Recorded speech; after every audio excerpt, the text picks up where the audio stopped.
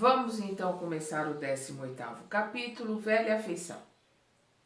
Não havíamos atravessado grande distância quando curiosa assembleia de velhinhos se postou ao nosso lado. Mostravam todos carantonhas, quer dizer, caras feias, de aspecto lamentável. Esfarrapados, esqueléticos, traziam as mãos cheias de substância lodosa que levavam de quando em quando ao peito ansiosos, aflitos. Ao menor toque do vento, atracavam-se, quer dizer, agarravam-se aos fragmentos de lama, colocando-os de encontro ao coração, demonstrando infinito receio de perdê-los. Entreolhavam-se apavorados, como se temessem desastre próximo. Cochichavam entre si, maliciosos e desconfiados. Às vezes, faziam menção de correr, mas retinham-se no mesmo lugar onde entre o medo e a suspeita. Um deles observou em voz rouquenha: precisamos de alguma saída. Não podemos com delongas, com demoras. E nossos negócios e nossas casas. Incalculável é a riqueza que descobrimos. E indicava com entusiasmo os punhados de lodo a escorregar-lhes das mãos curvas, tortas. Mas, prosseguiu pensativo, todo este ouro que temos conosco permanece à mercê de ladrões, nesta miserável charneca, né? Charneca é um terreno infértil, árido. Imprescindível é ganharmos o caminho de volta. Isto aqui assombraria qualquer um. Escutando a singular personagem, dirigi interrogativo olhar a Calderaro, que me esclareceu atencioso. São usurários, né? Quer dizer, são pessoas mesquinhas, né? Pessoas que emprestavam dinheiro a juros, né? Pessoas que ganhavam dinheiro se aproveitando de outras pessoas. São usurários desencarnados há muitos anos. Desceram a tão profundo grau de apego à fortuna material transitória que se tornaram ineptos, né, incompetentes ao equilíbrio na zona mental do trabalho digno, por incapazes de acesso ao santuário interno das aspirações superiores. Na crosta da terra não enxergavam meios de se ampararem com a ambição moderada e nobre, nem reparavam nos métodos de que usaram para atingir os fins egoísticos. Menosprezavam direitos alheios e ridicularizavam das aflições dos outros. Armavam verdadeiras ciladas a companheiros incautos, né, desprevenidos, no propósito de sugar-lhes as economias, enriquecendo-se à custa da ingenuidade e da cega confiança. Então são pessoas que roubaram, né, outras pessoas, se enriqueceram à custa dos outros. Tantos sofrimentos difundiram com as suas irrefletidas ações que a matéria mental das vítimas, em maléficas emissões de vingança e de maldição, lhes impôs etérea couraça, quer dizer, um sutil revestimento ao campo das ideias. Assim atordoadas, fixam-se estas, né, as ideias, nos delitos do pretérito, né, do passado, transformando-os em autênticos fantasmas da avareza, atormentada pelas miragens de ouro neste deserto de padecimentos. Então eles estavam ali, né, com aquela, digamos, revestidos, né, com uma sutil couraça, que eram as emanações, os fluidos das pessoas que eles enganaram, das pessoas que sofreram por causa deles. Então essas emanações de raiva, de rancor, de ódio, envolveram esses irmãos e eles ficaram ali numa ideia fixa, presos ao passado e aos pensamentos e aos erros que cometeram. Não podemos predizer quando despertem, dada a situação em que se encontram. Lamentei-o sinceramente ao que Calderaro obtemperou. Enlouqueceram na paixão de possuir, acabando a sinistra aventura como escravos de monstros mentais de formação indefinível. Então eles acabaram ali ficando presos como escravos dos monstros que eles mesmos criaram na sua mente, que eles mesmos plasmaram. Dispunha-me a redarguir quando um dos anciões alçou a voz no estranho concerto, exclamando: amigos, não seremos vítimas de um pesadelo? Às vezes chego a supor que estamos equivocados, né? Enganados. Há quanto tempo andamos sem rumo, fora do lar? Onde estamos? Não teríamos enlouquecido. Então nós vemos que é um irmão que já está começando a refletir, já está começando a sair daquela monoideia, daquela situação, né? Olha a reação do André. Oh, aquela voz. Escutando, a pavorosa dúvida se apoderou de mim. Quem estaria louco? Interrogava agora a mim mesmo. Aquele velho ou eu? Fixei-lhe os traços. Seria possível? Aquele espírito desventurado recordava meu avô paterno, Cláudio. Afeiçoara-se a mim desde os meus mais tenros anos. De trato glacial, quer dizer, de frio, né?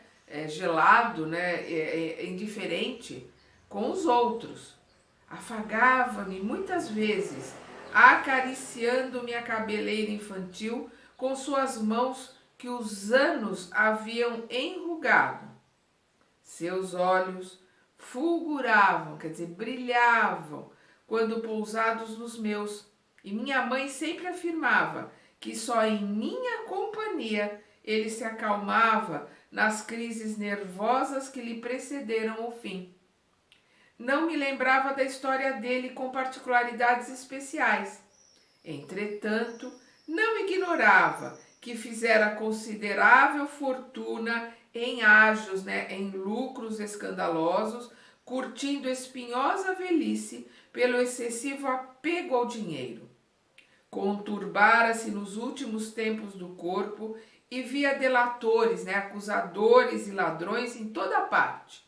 Aflito, meu pai transferira-o para a nossa residência, onde minha mãe o auxiliou a vencer os derradeiros padecimentos, né? Os últimos sofrimentos. Num átimo, quer dizer, num instante, veio-me à memória seu desencarne, né? O seu falecimento. Trouxeram-me do colégio, onde fazia o curso secundário, para oscular-lhe, beijar-lhe as mãos frias pela última vez. Nunca me esqueci de sua impressionante máscara cadavérica. As mãos recurvadas sobre o peito pareciam guardar ansiosamente, quer dizer, cuidadosamente, algum tesouro oculto, e nos olhos vítreos, quer dizer, os olhos sem brilho, que mãos piedosas não conseguiram cerrar, quer dizer, não conseguiram fechar, né? Ele estava com os olhos abertos, né? Vagueava o pavor do desconhecido, como se o acometessem trágicas visões no além, para onde fora arrebatado a contragosto. Quer dizer, ele não queria desencarnar, né? No curso do tempo, vinha saber que meu avô deixara valioso patrimônio financeiro que nós, seus parentes, dissipávamos em nababescas fantasias, quer dizer, em fantasias luxuosas, né? Tornando ao pretérito, quer dizer, voltando ao passado, reconheci que vigoroso laço me unia àquele desgraçado, aquele infeliz, né? Que ainda sofria o pesadelo do ouro terrestre, carregando placas de lodo que premia, né, que apertava enternecidamente ao coração. Enquanto as reminiscências, né, as lembranças me enchiam aquele instante, gritava-lhe um companheiro infeliz.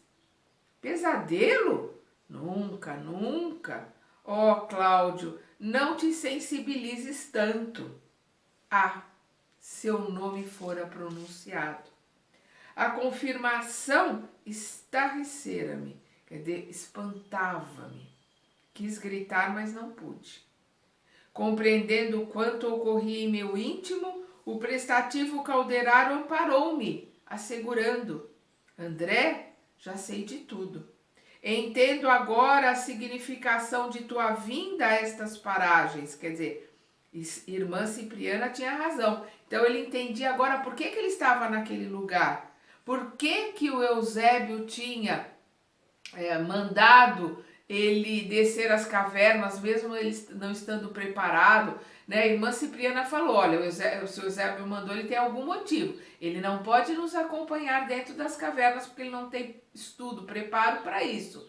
Mas ele pode ficar aqui para aprender aqui, né, na beirada, aqui próximo das cavernas, né? E deve ter algum motivo, algum aprendizado para ele aqui. Então é o que ele está dizendo aqui. Agora nós entendemos o porquê dessa viagem dele ao limiar das cavernas, né? Então ele coloca aqui, irmã Cipriana tinha razão. Não temos tempo a perder. O velho revela-se receptivo, né? Ele está mudando o pensamento dele, né? Começou a entender que provavelmente estará em erro, que talvez respire atmosfera de pesadelo cruel. Ajudemo-lo. É necessário auxiliar-lhe a visão para que nos enxergue. Aflito, segui o dedicado orientador, que passou a aplicar recursos fluídicos, né, magnéticos, sobre os olhos embaciados, né, quer dizer, enuviados de meu desditoso ascendente, né, do meu avô. A entidade, com o providencial afluxo de força, né, com a concentração de força, ganhou provisória lucidez e viu-nos afinal. Então, com aquela energização que o Calderaro fez a ele viu, né, o André e o Calderaro. Ó, gritou perante os colegas aterrados, né, amedrontados, que luz diferente! E esfregando os olhos acrescentou, dirigindo-se a nós, de onde vindes? Sois padres? Certo, se referia às túnicas muito brancas com que nos apresentávamos. Avancei rapidamente e indaguei. Meu amigo, sois Cláudio M., antigo fazendeiro nas vizinhanças de V, quer dizer, ele não coloca nem o sobrenome nem a cidade, né? Sim, conheceis-me. Quem sois? Em atitude de alívio, ajuntou com inflexão comovente. Desde muito estou preso nesta região misteriosa, referta, quer dizer, repleta de perigos e de monstros, mas abundante de ouro, de muito ouro. Vossa palavra me reanima. Ó, por piedade, ajudai-me a sair. Quero voltar. E ajoelhado agora, de braços estendidos para mim, repetia: voltar, rever os meus, sentir-me em casa novamente. Abracei-o compungido, né, sensibilizado, e sem desejar chocá-lo com inoportunas revelações, expliquei-me.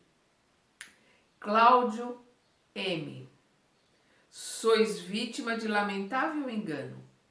Vossa casa antiga cerrou-se, quer dizer, fechou-se com os olhos físicos que já desapareceram. Encarcerastes o espírito num sonho vão de misteriosas riquezas, quer dizer, você se prendeu num sonho de ilusão, né? Num sonho vão de mentirosas riquezas.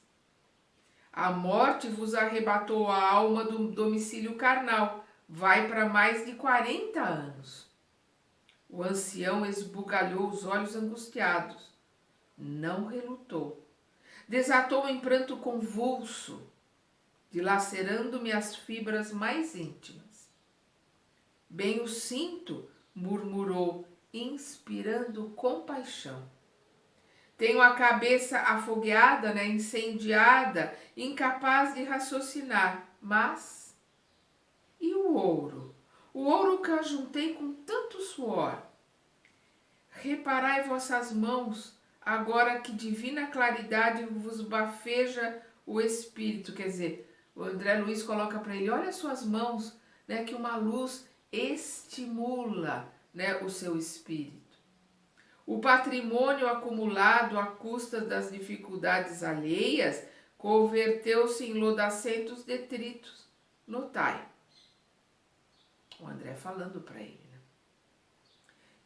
Meu avô pôs-se a contemplar as massas de lama que abraçava e gritou aterrorizado. Em seguida, pousando em mim os olhos lacrimosos, considerou: será um castigo? Minha falta para com Ismênia exigia punição. Como os soluços lhe asfixiassem a garganta, interroguei: a quem vos referis? Quer dizer, ele perguntou, né? Quem é Ismênia? Ele respondeu: a minha irmã, cujos direitos espezinhei, desprezei. Sensibilizando-nos intensamente, prosseguiu: sois enviados de Deus e ouvi-me em confissão. Ao morrer, meu pai confiou-me uma irmã, que não era filha legítima de nossa casa. Minha mãe, dedicada e santa, criou-a com o mesmo infinito desvelo que a mim mesmo. Quando me vi, porém, sozinho, expulsei-a do ambiente doméstico. Provei que não partilhava meus laços consanguíneos para melhor assenhorar-me da fortuna que meu pai nos legara.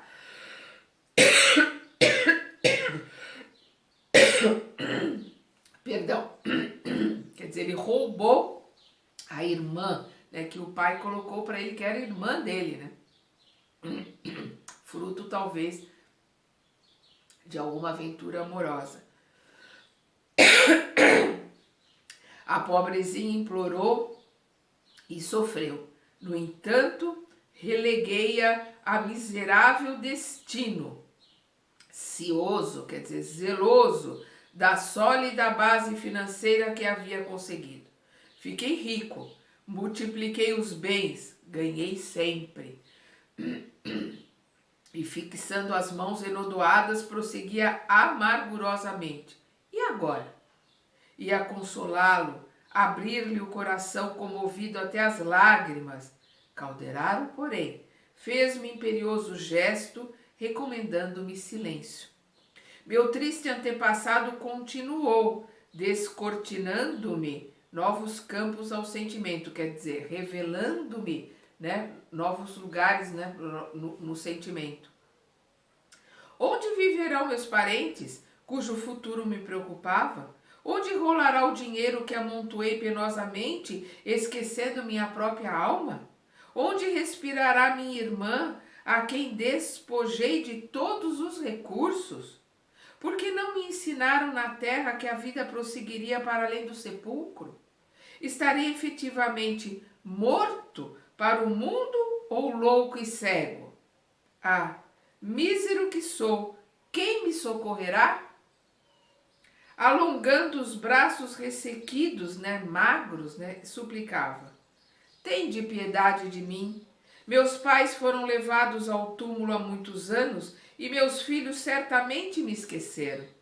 Estou desprezado sem ninguém. Valei-me, emissários do Eterno. Não abandoneis um ancião traído em suas ambições e propósitos. Agora que me reconheço, tenho medo, muito medo. Demorando em mim o olhar que grossa cortina de lágrimas nublava, observou: meus familiares esqueceram-me o devotamento. Só uma pessoa no mundo se recordará de mim e me estenderia as mãos protetoras se soubesse do meu paradeiro. Estampou expressão de ternura na máscara dolorosa e esclareceu: meu neto André Luiz era a luz dos meus olhos.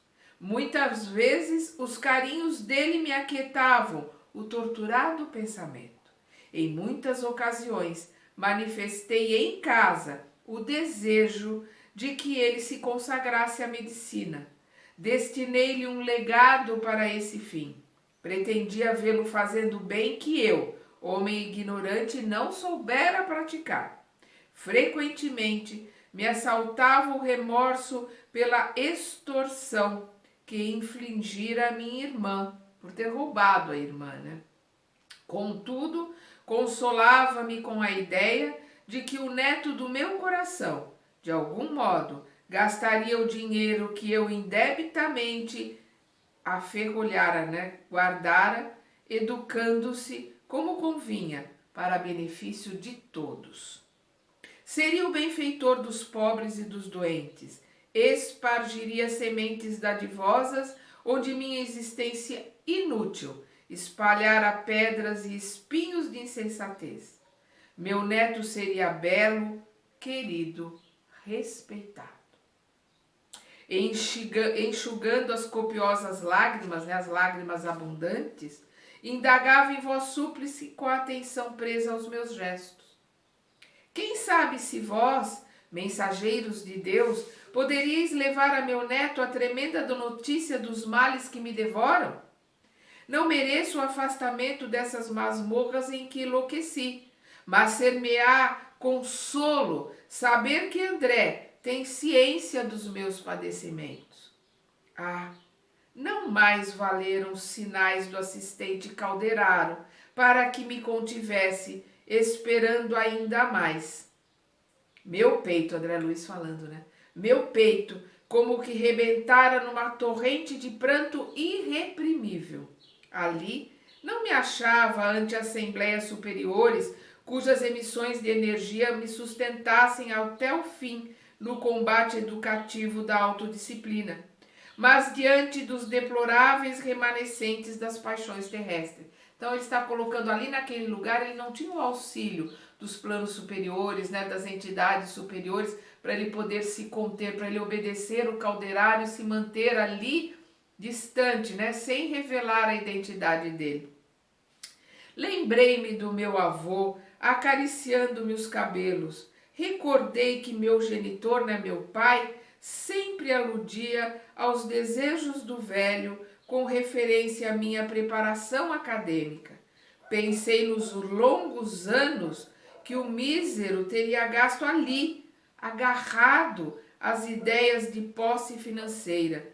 Compreendi a extensão do meu débito para com ele, da minha dívida para com ele, relativamente ao diploma de médico que eu não soubera honrar no mundo. Quer dizer, ele se lembrou ali de que ele não precisou se esforçar, não precisou trabalhar, ele pôde estudar, ele pôde comprar todos os livros que ele precisava, porque o avô deixou uma fortuna para que ele se formasse, para que ele fosse um médico, né, com uma boa formação. O André continua. Dirigi súplice olhar a Calderaro, rogando-lhe me perdoasse. O assistente, né, Calderaro, né, sorriu e entendeu tudo. Quem terá perdido de todo a expressão infantil se o próprio Cristo, supremo guia da terra, abriu tenros braços um dia no berço da manjedoura? Ninguém deixa de ser criança, né? Todos nós trazemos a criança dentro de nós e as suas lembranças. Tornando mentalmente a cenários da infância longínqua, senti-me novamente menino. Venci de um salto o espaço que nos separava e ajoelhei-me aos pés do meu desventurado benfeitor, que me observava agora trêmulo e assustado. Cobri-lhe as mãos de beijos e, erguendo para ele os olhos lacrimosos, perguntei: Vovô Cláudio, pois o senhor não me reconhece mais? Impossível seria descrever o que se passou. Esqueci por momentos os estudos que me impusera a fazer. Esqueci os quadros daquele ambiente que provocavam curiosidade e pavor. Meu espírito respirava o reconhecimento sincero e o amor puro. E enquanto as míseras entidades emuradas, quer dizer, encasteladas na usura, gritavam, revoltadas umas, e riam outras, né, a sorrel, quer dizer, fingidamente, outras riam fingidamente, incapazes de compreender a cena improvisada. Eu, amparado por Calderaro, que também enxugava lágrimas discretas diante da comoção que me assaltara, sustentei meu avô nos braços, como se transportara, louco de alegria, precioso fardo que me era doce e leve ao coração. Que cena linda, né? Os outros usurários, agiotas que estavam ali, não viam o Calderaro e o André, porque vamos lembrar, o Calderaro colocou a destra, né, na fronte do velhinho, né, do vô Cláudio, ali, e fez com que a visão dele se aclareasse, a mente dele tivesse condições de vê-los, né, para que eles pudessem conversar com ele. Então os outros não estavam entendendo nada do que estava acontecendo e com quem o Cláudio estava falando. Mas o André se desmontou em lágrimas, em agradecimento, em carinho para o avô, porque não existe pessoas 100% más, nem pessoas 100% boas. Todos nós temos atitudes ruins e atitudes boas, dependendo dos nossos sentimentos. Então ele pode ter sido um agiota, pode ter sido uma pessoa muito má com a irmã que ele roubou, pode ter sido muito má com pessoas que ele enganou, muito mal com pessoas que ele enganou, mas com o André, ele foi um avô carinhoso e o André agradecia a ele por ter podido estudar, por ter levado uma vida tranquila, porque ele deixou muito dinheiro, fez com que o pai do André e o próprio André fossem pessoas muito ricas no Rio de Janeiro. Então, nós vemos aqui a razão do Eusébio ter colocado o André ali naquela viagem até os abismos, né, à beira das cavernas. Nós entendemos o porquê ele estava ali, porque o avô dele já estava começando a entender, começando a ter consciência de que nada daquilo fazia sentido, já estava querendo buscar ajuda. E ali com o amor, com o carinho do André, que o envolveu em amor, que o envolveu em carinho, ficou mais fácil que ele se arrependesse de ter roubado a irmã, de ter roubado outras pessoas, ele se arrependesse e pedisse ajuda, que isso é o primordial. Ele pedisse ajuda. Então, com isso, o André pôde pegá-lo no colo para poder ajudá-lo. Nós vamos ver no próximo capítulo essa ajuda do André para com o avô. Até lá!